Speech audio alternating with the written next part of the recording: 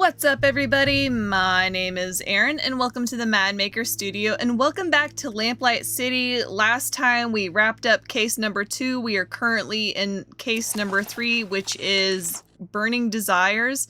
Just a recap, Desiree Lathan was found burned to ashes under mysterious circumstances. Was it an accident, or is it something more sinister afoot? We need to investigate her apartment, but we gotta get Parsons out of there. Who's the cop who's mean to us. And we've got to investigate the Gasgone Supper Club, which is here. I really feel uncomfortable complimenting her again, it's you again. but I guess that's what we're going to have to do. More questions? Yes, if you wouldn't mind. No. Be my guest. Can I just say you've got the most radiant smile I've ever seen? Oh, why, that's very sweet of you, Mr. Fordham. It's true. Not many women your age still have all their teeth intact. Miles! I beg your pardon. I didn't know you were such a master of the high kick, Miles. You got your foot in your mouth in record time. I just meant... You know what? Never mind. Oh my god, Miles! I must compliment you on your lovely hairstyle. Oh, how sweet of you to say. Though it is getting a bit ragged. I'm having it done this afternoon, in fact. My girl Adelaide is a treasure. You don't say. Well, she must be talented to improve on near perfection. Oh, such a flattering tongue, Mr. Fordham. Thanks for your time. I'll let you get back to your drink. Thanks, sweetheart. So what, we know that she talks to Addie? I may have more questions for you later. I can scarcely contain my excitement. I guess we go home? We got nowhere else to go right now. Honey, I'm home. You know, I've always wanted to say that. It's always nice to see you walk through that door. Addie? What is it, Miles? What have you been up to lately? Nothing particularly exciting. My usual clients have been scheduling appointments, and I've been trying to get some new ones as well. In my free time, I've been catching up on my reading. Anything good? Yes, the conclusion to the dissembling mechanism was just published in Brentwell magazine last week. What's that? James Penstroke's latest serial. I wanted to read it to you, but you haven't been around much lately. Perhaps I'll take a look now that I can actually concentrate again. Yes, you could read it to me. I wouldn't mind hearing it again. It would certainly be a nicer way to spend your time than going out drinking. Addie, please know that I'm deeply sorry for my behavior last night. I'll do everything I can to make it up to you. Would you like me to get some new begonias? I don't need pretty flowers or pretty words, Miles. I just want things to go back to how they were. That's really all the apology I require. Was Desiree Lathan a client of yours by any chance? No, but plenty of the other Grande Dames used to gossip about her. What sort of things would they say? Usually they'd comment about how much she'd had to drink the night before. I got the impression she was quite the tippler. I hope you're not planning on following her example. That would require me to burn to death in our bed. Then I stand by my previous statement. You've got an appointment with Charlotte Robineau later today, don't you? Are you using your detecting skills on me now? I spoke with her at the Gasgone Supper Club, and she mentioned you. Turns out she knew Desiree Lathan. Makes sense. That social circle is tiny. She wasn't very forthcoming, though. Do you think you might try and persuade her to talk? Persuasion shouldn't be necessary. She usually just sits in the chair and starts gossiping up a storm. I think I know more about all the Gasgone Grande Dames than anyone should. That's good. That's very good. Huh. I don't know, Miles. Don't you think we should at least investigate the crime scene first so we have all the details? Yes, but we have to figure out how to get rid of Parsons. I think there's a few more things I need to clear up before I'm ready. Okay, just let me know when you are. But she's on our side, I'll let you get back to your book. which is good.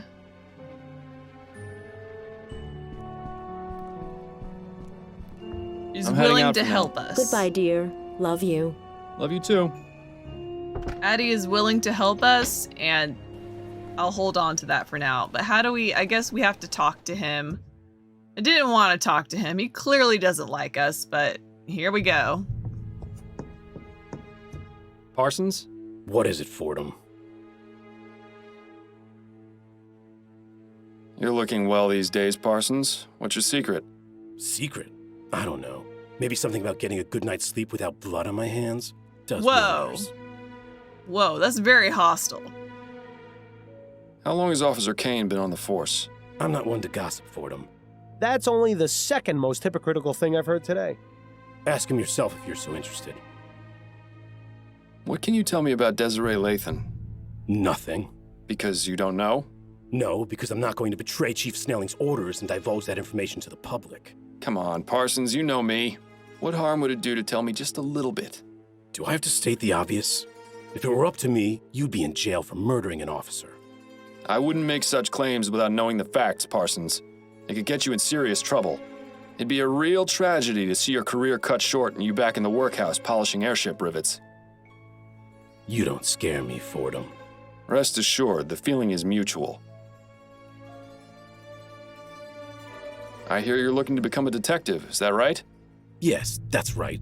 Shouldn't be a difficult bar to clear, given the caliber of some former detectives. The process isn't easy, Ouch. you know. You have to prove you're the best of the best.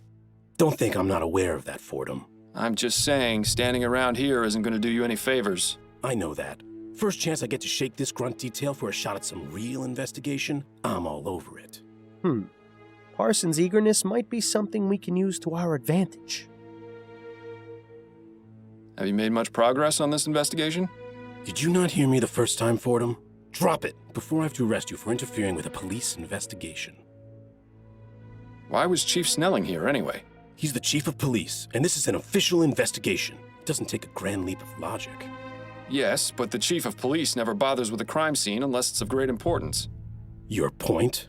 Does that mean this crime scene is, in fact, of great importance? You're the investigator, Fordham. I'll leave you to work that one out. That's all I wanted to know. Good. Well, what now?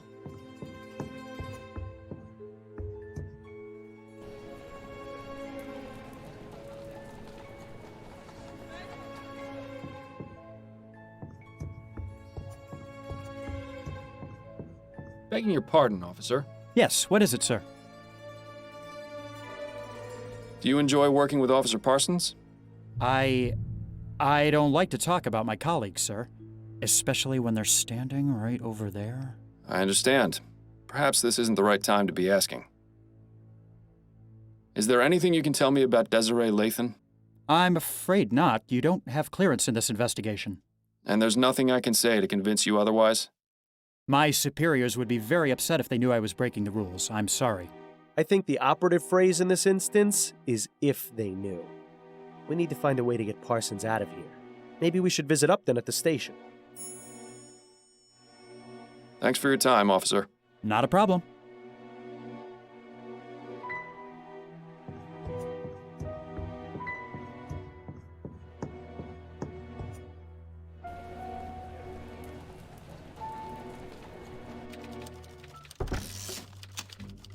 I didn't imagine we'd be coming back here in this lifetime. Fordham, have you solved the case already? Don't I wish? I haven't even gotten started. Well, I'm here if you need anything. Just be sure not to let Snelling see you. Is he back yet? He arrived a few minutes ago. I expect he'll be sequestered in his office today, so you shouldn't have to worry too much. Good to know. Prime Minister Atwood, watching over the department with his signature scowl. I don't think I've ever seen anyone reading those books. I'm half convinced they're purely decorative. The old Jack and Stars. Sure was nice when that sign didn't apply to us. Got a moment, Upton? Yes, but let's make this quick. Back to work, I see. Yes, well, the coffee shop holiday had to end eventually. I'm gonna have to find someplace else to meet you. The higher-ups are getting suspicious. To be honest, it was a bit wretched there. I won't miss it.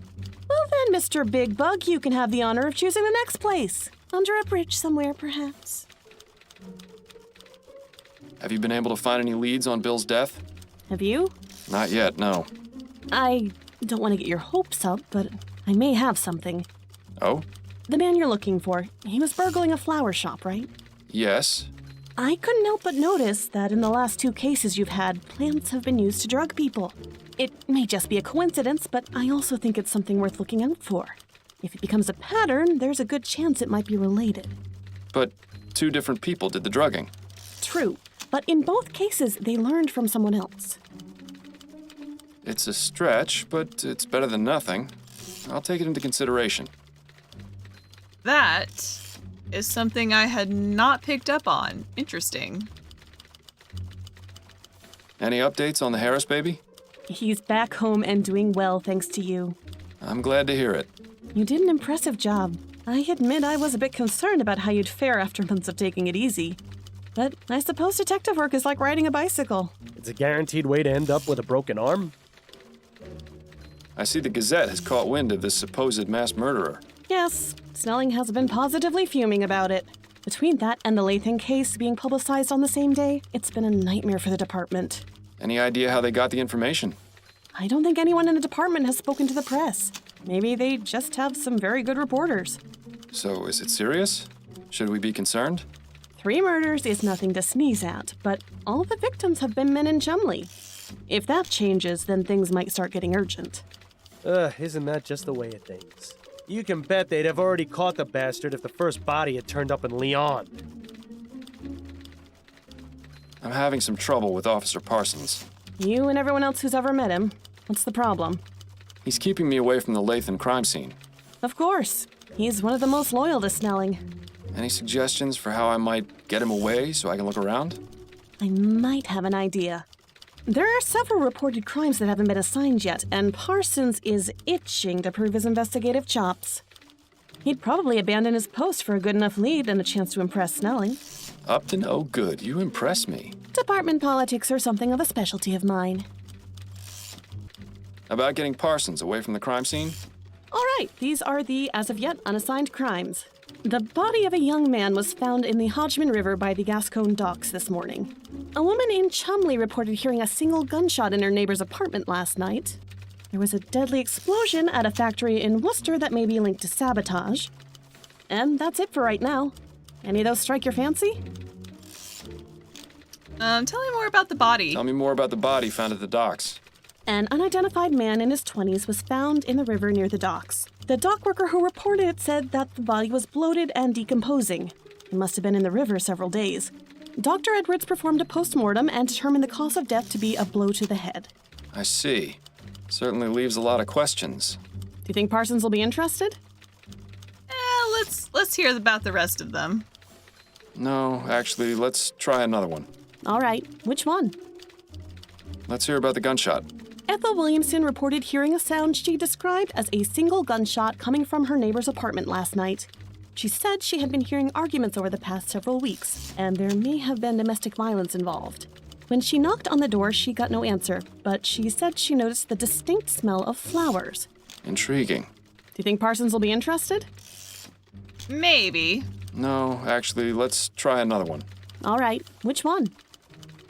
Give me the details about the factory explosion. The owner of the Hawkins Steelworks reported an explosion at his factory that killed 2 of his workers. He says he's been getting several threatening letters about his current project. And so he suspects someone has sabotaged the operation? Yes, likely the Redites. Do you think Parsons will be interested? No, actually, let's try another one. All right, which one? Okay, I've done a lot of thinking. And one of these is more definitive than the other 2, if that makes sense. So the body found at the docks, it's been there for a few days, gunshot to the head. It's a little ambiguous. The factory explosion is also ambiguous and vague, and they're suspecting sabotage by the Redites, but it's not a definitive thing. The reported gunshot, however, coming from the neighbor's house, that's a little bit more concrete. Here's why I think why. Knock on the door, no answer, but then there's the distinct smell of flowers. So is that smell there to perhaps hide the scent of a decomposing body? Let's hear about the gunshot. Ethel Williamson reported hearing a sound she described as a single gunshot coming from her neighbor's apartment last night.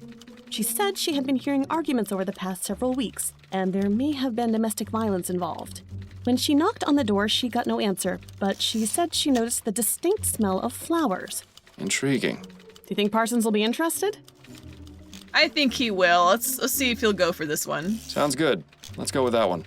All right, I'll send out the report as soon as we're done talking. That's it for now. Better get back to it then.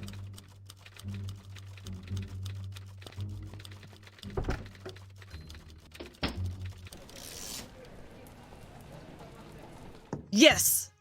Looks like Parsons took the bait. Now maybe we can finally have a look around the crime scene. See if he'll let us. I mean, that's the only way to progress the game. Begging your pardon, officer. Yes, what is it, sir? Is there anything you can tell me about Desiree Lathan? I couldn't really say. Come now, I'm trying to help this investigation. Any small detail would be useful. Well, I haven't really looked over the crime scene too much. It's rather gruesome, you see. Is the body still here? Yes, what's left of it at any rate. Miss Lathan was only identified by the tattoo on her foot. I see. Do you enjoy working with Officer Parsons? If I'm being honest, he can be a bit much sometimes. Trust me, you're not the only one who feels that way. I didn't have much interaction with him when I was a detective, but the few times I did weren't very pleasant. I could tell he doesn't seem to care much for you. Although I don't think he cares much for anyone except the chief, and that's only because he's the one who gives out the promotions. What was Chief Snelling doing here? He was inspecting the crime scene. Yes, but why was he involved? Is there something special about it that would require the chief of police to look into it? Well, someone thought it might be related to the big case we're not supposed to talk about. You mean the mass murderer? Yes, sir. I could see why the chief is upset that the news has gotten out. And is it related? No, I don't believe so. But the news reports have been getting the public on edge. Of course. The less information there is, the easier it is for rumors to start spreading. Exactly. Chief Snelling has a lot of fires to put out. If that's the case, it's too bad he didn't get to Miss Lathan in time. Has there been much progress here? Snelling and Parsons examined the scene, that's all I know. Do you think I might have a look, now that the initial investigation's been conducted? I'm afraid that's out of the question, sir. I have my orders. Officer Kane, I'm trying to aid this investigation. There may have been something overlooked by the others.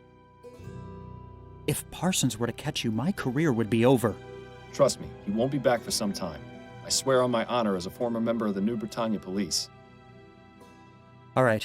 I suppose you can go in for a moment, but please be quick about it. Thank you, Officer Kane. I promise this will stay between us. I just love rookie officers. They're so gullible. I once got one to shine my shoes for a week after convincing him it was department policy. Good times. Thanks for your time, officer. Not a problem.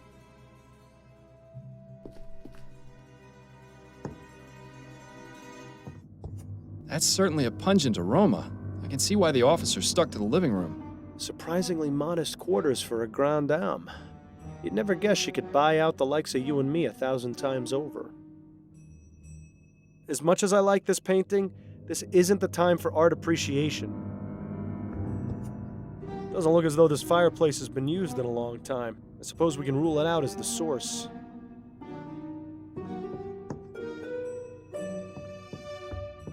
It looks as though Miss Lathan was in the middle of writing something. It's an article for Brentwell magazine. Igniting the fires within. A bit on the nose, wouldn't you say? Classic Brentwell. They have a reputation for making their writers go to extremes for their articles, all for the sake of entertainment. Perhaps we should pay their offices a visit, see exactly what it was Miss Lathan was doing for them. We are all familiar with the idea of an inner fire, a term usually applied to our sense of passion or determination, but what if that inner fire was of a more physical nature? That is to say, if each of us had the capability to light a real fire within our bodies. Okay, we're getting back into the spontaneous human combustion that we learned about during the last case. Is that really what happened? I don't know. Let's find out. Some crumpled up letters. They look to be of the romantic variety. They're from the same person, one Peter Andrews. It's always sad to see a case of unrequited love. I'm thinking we should find out who this Peter Andrews is. Good idea. Okay, July 15th, 1844. Dearest Desiree, I offer you my heart, though I'm sadly unable to offer you my hand. Oh, that circumstances were different. Are you married? Why must life and love both be so cruel? I must continue to love and admire you from afar. I can only hope these feelings are mutual. September 27th. My dearest Desiree, once again I must declare my love for you. Though you have not yet responded to any of my letters, I maintain hope that you care for me as I do for you. Peter? Peter Desiree? Desiree doesn't know you shit. Just throwing that out there. I remain ever faithful. Call upon me and I will rush to your side. We will embrace as Mr. and Mrs. Andrews at long last. Okay, so this guy's a creeper. That much is clear. That's a nice portrait of Miss Lathan. Too bad it was damaged by the fire. The area where the artist's signature should be has been singed and is unreadable. Too bad. But the date is still legible. It's from this year. Okay. Looks like this one barely managed to survive. Pity. It looked like a nice work of art. The flames must have been fairly high to be able to stain the ceiling like that.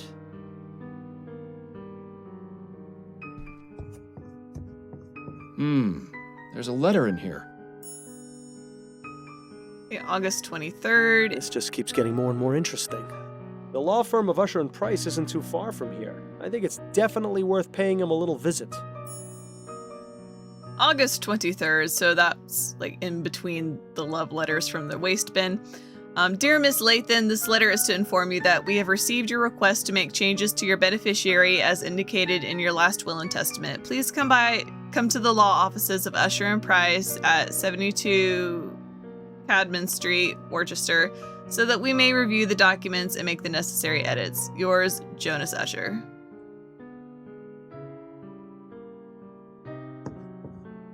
Odd. Another pile of ashes under the bed. Looks as though whatever she kept underneath got burned too. Or it could be that whatever was under the bed is what caught fire in the first place. Although, there's no evidence of what started it. All that's left is a small piece of cloth.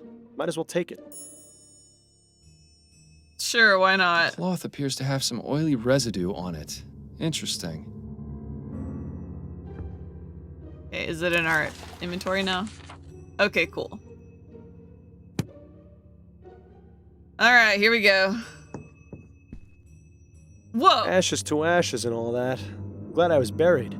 Cremation always seemed a bit too hot to handle. Now's not the time for jokes, Bill. Are you serious? Death is the best time for jokes. Otherwise, it's all just a bunch of boo-hoo-hoo this and wah-wah-wah that. And trust me, there's plenty of that in life. Hell, you'd know better than anyone. All right. Just shut it for a bit while I look over the crime scene, would you? I need to concentrate. This was a lot more graphic than I thought it was going to be. Look at that face. Alas, poor Desiree, a woman of infinite riches, of tastes most fancy. Where's all your money now? Come to think of it, that question might be worth answering. True. Did she get robbed? I don't think Desiree will be able to give us a hand with this investigation. Bill? What? I thought it was funny. Bill. Bad form. There's a tattoo on her ankle. It says, "Dancing through life." Hate to break it to her, but that dance is over. This one's clean. Well, aside from the fact that the rest of the leg is burned off. Yeah, so knees down. It is very concentrated here. Ugh, greasy, fetid, stinking ashes. Who knew the human body was capable of producing such a disgusting byproduct? I'm surprised the coroner hasn't taken the body away yet. Probably because there isn't much of a body left to take. Either that or Dr. Edwards knows better than to deal with something like this. That's extremely unlike him. He'd jump at the chance to examine this body. Perhaps we should allow him the pleasure. I hope you're not suggesting what I think you're suggesting. Are we really about to take this woman's ashes with us? We sure are. Oh, Miles, really? You're going to carry the ashes around in a pewter mug? It's vital to the investigation that we find out exactly what happened to the body. If anyone can tell us for certain, it's Dr. Edwards. Fair enough.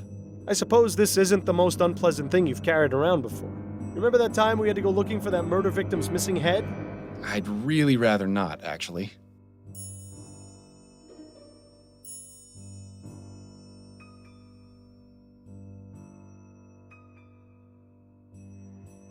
I clicked on everything. I think we've gotten all we can get out of this room, maybe for now.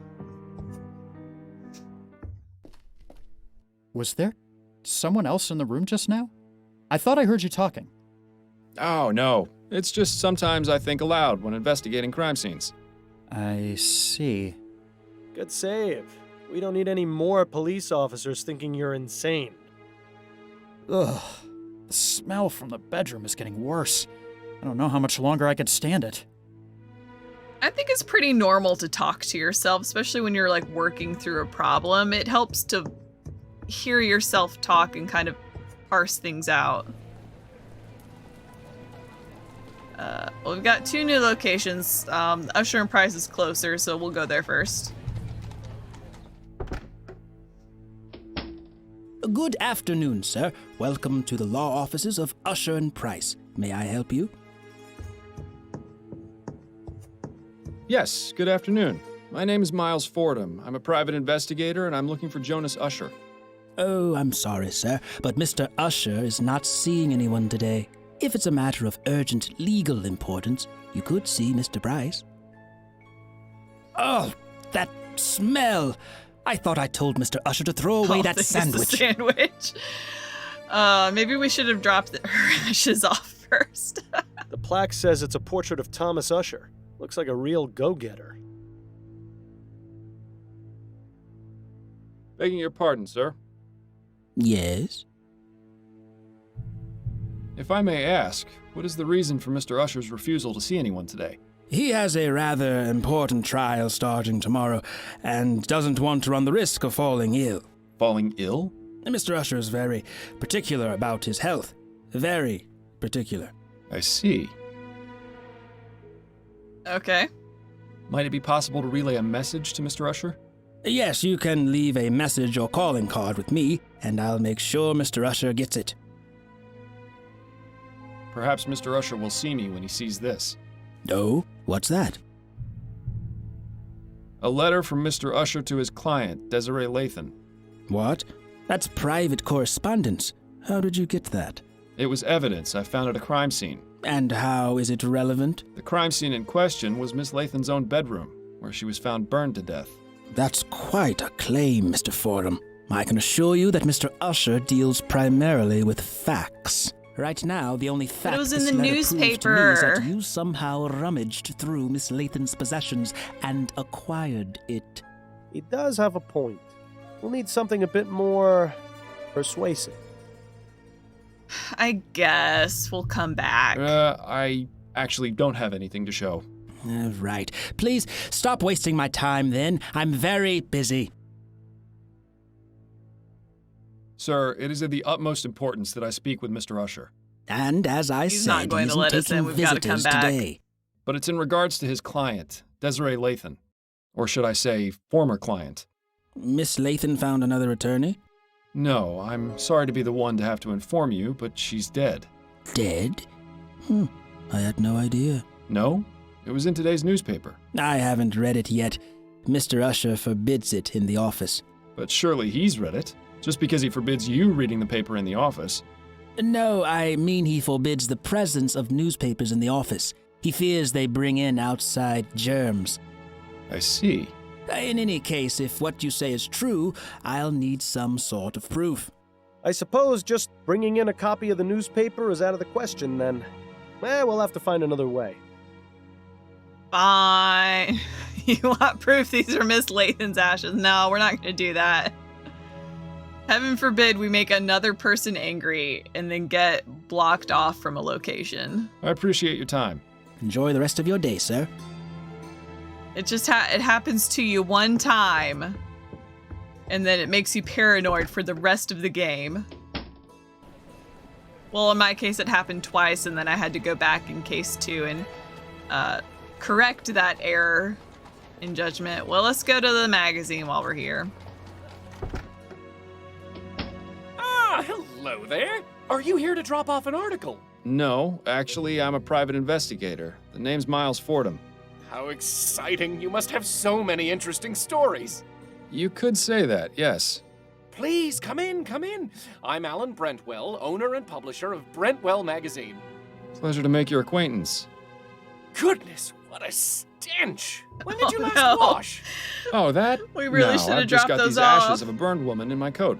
I see. I'm sure you've got your reasons for doing so.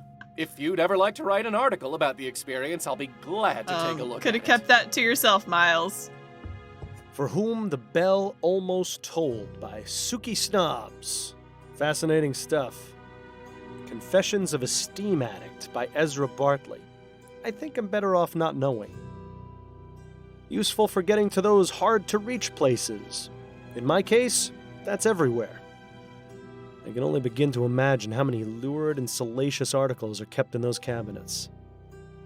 Brentwell has a front row seat to all the horrible things he might want to write about in his magazine.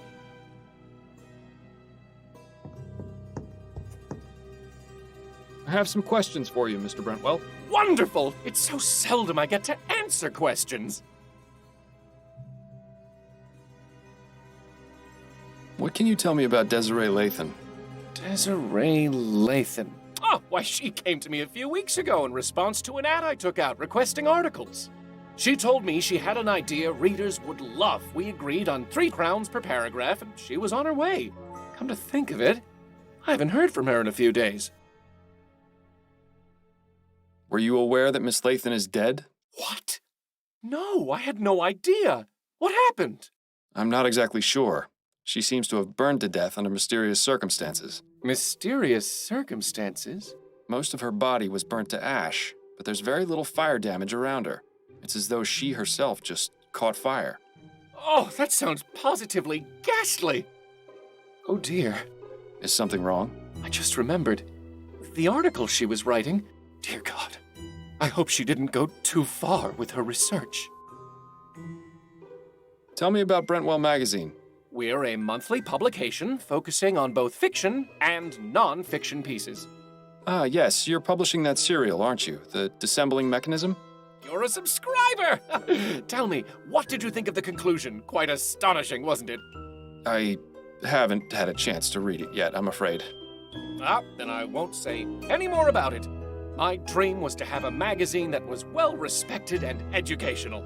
But sadly, it seems today's audiences are much more interested in reading about sightings of giant bat creatures or mysterious buried treasures. Such a pity. I hear you have a bit of a reputation for making your reporters do questionable things for their articles. You are mistaken, Mr. Fordham. I don't force my writers to do anything. They seem to have this notion that the more extreme their research, the more authentic the articles will be. What sort of extremes are we talking about here? We had one writer who attempted to heighten the sensation of fear she wanted to express in her story. Damn near decapitated herself by sticking her head through an opening at Oh the my clock tower God. at St. Denis Cathedral. Ugh. Thankfully, she made it out alive. It would have been quite the predicament if she hadn't. Especially considering that was our most popular article last year. Oh, people have such odd taste. Well, that's upsetting. What made you decide to start this business? I always wanted to be a journalist. I never had much luck with any of the local papers, though. So I decided to start my own. I admit it's not exactly what I wanted, but I like to think Brentwell Magazine has found its own unique voice. Voice? More like a gurgling scream. What exactly was Desiree's article about? I'm not entirely sure. She merely came to me with the proposal. She didn't tell you what that idea was? She did, but I wasn't sure what to make of it. Please, Mr. Brentwell, stop stalling and tell me what she was writing about. It was about spontaneous human combustion. Yep, we're coming full circle. What do you know about spontaneous human combustion? That's the thing. I don't know very much at all. It sounded interesting enough. That's why I accepted Miss Lathan's proposal to write the article about it. But what do you know about it? Only that it's a mysterious phenomenon in which a person catches fire spontaneously and burns to death. It sounds exactly as you described Miss Lathan's condition. Do you know what Miss Lathan's research on the subject involved? Only the one contact I gave her, a Miss Angela Maxwell at the Spectre Society in Gascone. Of course we'd have to go back there. It's all connected, folks. The Spectre Society, huh? Shouldn't be surprised to hear that name again. Are you a member? Actually, I am. Then I suggest you do Oh, some yeah, research we did there. join. There's bound to be something relevant in that curious library of theirs. Thank you. Perhaps I will. Thanks for your time, Mr. Brentwell. The pleasure is all mine. This feels like a good place to leave off this episode of Lamplight City, so thank you so much for joining me. Please leave a like, comment, and subscribe if you haven't already. And as always, I hope to see you next time. Bye!